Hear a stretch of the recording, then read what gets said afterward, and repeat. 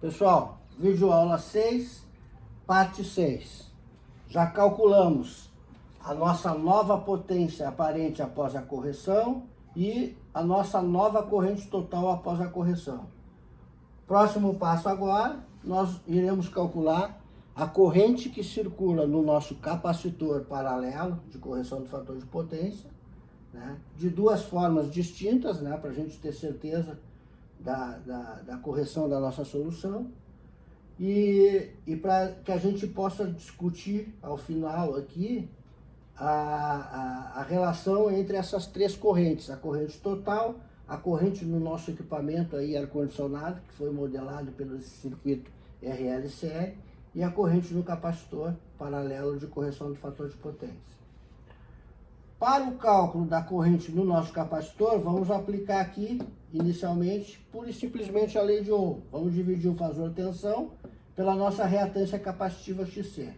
Então, nosso fator tensão, magnitude 220 volts, ângulo 0 grau, porque é a nossa grandeza de referência, e a reatância capacitiva XC, que nós obtivemos aqui, foi de menos J 52,79 ohms, ou seja, 52,79 ohms, ângulo de menos 90 graus, expressando em notação polar. Aqui está na retangular, é 0 menos J 52,79 ohms. Passando de retangular para polar, é um imaginário puro, menos J, ou seja, ângulo de menos 90 graus. Fazendo aqui a divisão em notação polar, dividimos as magnitudes e subtraímos os ângulos. 220 dividido por 52,79, considerando duas casas decimais, nós vamos chegar ao resultado de 4,17 amperes. Os ângulos, o ângulo do numerador subtraído do denominador, então vai ficar 0 grau menos 90. Então, menos 90 fica mais 90 graus, ou seja, a nossa expectativa aqui, né, está satisfeita. Que expectativa é? Toda corrente em um capacitor, ela está avançada 90 graus em relação à tensão. Ou seja, o ângulo dessa corrente no capacitor é 90 graus positivo. 90 graus avançado em relação ao ângulo da tensão, que é 0 grau. Ok? A segunda forma de calcular essa corrente no capacitor, para comprovar que a nossa solução está correta, é aplicar aqui a equação de cálculo da corrente através da potência. Vocês lembram que a gente tem uma expressão de cálculo de corrente que é assim, ó, um fasor corrente é o resultado da divisão da potência aparente pelo fasor tensão conjugado. Ora, no caso de um capacitor, vai ser a corrente no capacitor é igual a potência aparente no capacitor dividido pela tensão conjugada.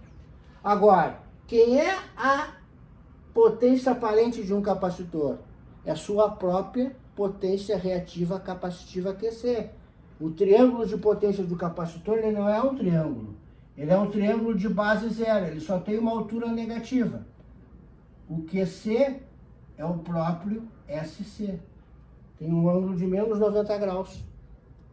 Negativos, né? 90 graus negativos, menos 90 graus.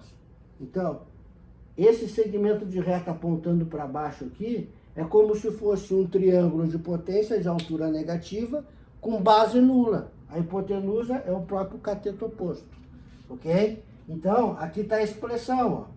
A potência reativa capacitiva é a potência aparente no capacitor, que é a própria potência reativa capacitiva, QC, dividido pelo nosso fasor tensão da fonte.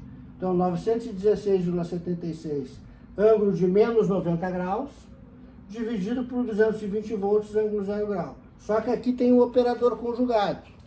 Esse operador conjugado tem a finalidade aqui de alterar esse sinal, certo? Esse sinal do ângulo